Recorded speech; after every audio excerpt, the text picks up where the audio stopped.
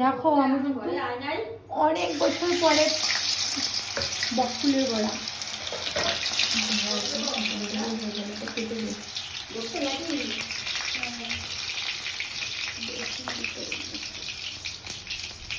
Video বানাতে গেলে কিন্তু একজন রান্না করার একজন ক্যামেরাম্যান লাগে কিন্তু।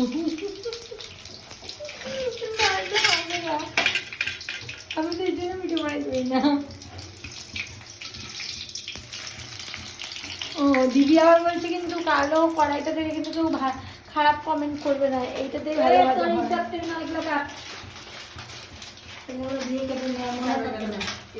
হ্যাঁ দেখতে